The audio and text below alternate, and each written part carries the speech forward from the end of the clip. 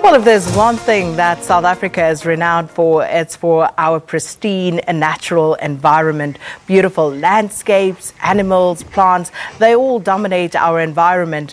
But, of course, conserving all of this is hard work. And assisting in all of this for the past 50 years or so has been the World Wildlife Fund, now called the Worldwide Fund for Nature, which still uses the same acronym, WWF. And tell us more about how we can actually assist in conserving our environment.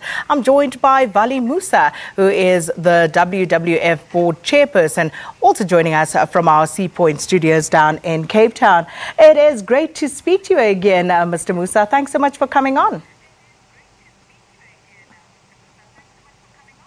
Good morning, Sakina, and it's good to be at the SABC, and good morning to all your viewers.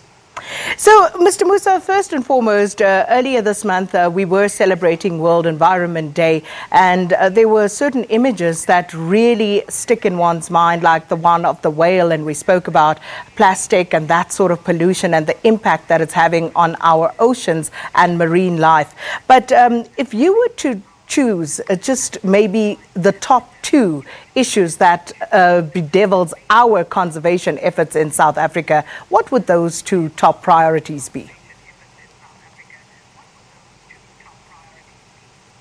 Well, I think one of the biggest challenges that we have in South Africa is the threat that our freshwater resources face. We're a country that is rather arid. We're more or less a dry country. And as we know, in the Western Cape, and particularly Cape Town, we ran out of water this year. And we face that danger even going forward. So one of the big things that we're doing as WWF is we're trying to protect the catchment areas that really produce and manufacture the water which we have. And so as South Africans, and particularly when it comes to our agricultural practices, we need to bear that in mind. But we also have become a nation who's become like the rest of the world. We simply waste resources. So in our mindset, we think that there's an infinite quantity of water available. It's God-given, it's there, we can use as much of it as we want to, but that's not true. We need to change a lot of our practices, as the people of Cape Town have found out in a very hard way, in order to ensure that we use less water and use less resources. That's the first thing. The second is the question of global warming and climate change.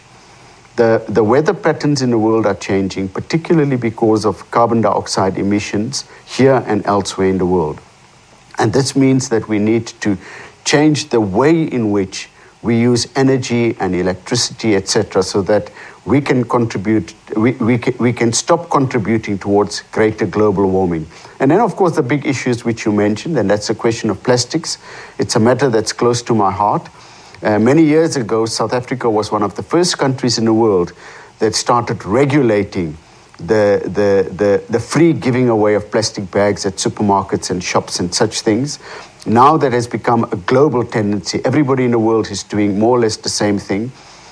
But what the biggest concern now is that because of the waste, the enormous amount of plastic waste, the millions and millions of tons of plastic that gets thrown away, we now have huge islands of floating plastic debris in the Pacific Ocean and elsewhere that's beginning to impact in a manner that was unthinkable in the past on the ocean and on marine species. So those are some of the big issues that we are concerned with. As WWF, we're the biggest environmental non-governmental organization. We're independent. We're funded mainly by South Africans as such. And we look at the issues I mentioned and also at protecting nature, because we are endowed with tremendous natural heritage. We're one of the most biodiverse countries in the world. We have wonderful national parks. We have many plant and animal and insect species that need protection. And we do a great deal of research from a scientific point of view, advocacy work, in order to protect this.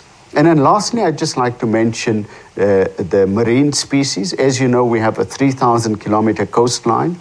We have a very big fishing industry. And we keep a very careful eye in order to ensure that the fish species that we have are not overexploited, that we as South Africans only use as much of the wild fish species as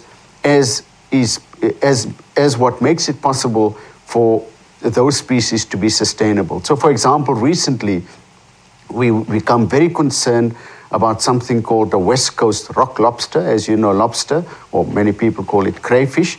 We think it's being overexploited, and we're asking people to use less of it. So we monitor all the species, and we advise the public on what is it that you can eat safely without endangering nature, and which fish you should avoid as such. So that's some of the work that we do. And I'd like to thank the South African public for supporting WWF over the past 50 years. We think the next 50 years is going to be even more difficult, more tough, because the environment is in greater danger as such. And all of us, whatever walk of life we're in, and whatever else we do, we should ensure that we live from an environmental point of view, a responsible life, so that we don't destroy the planet for future generations that are still to come.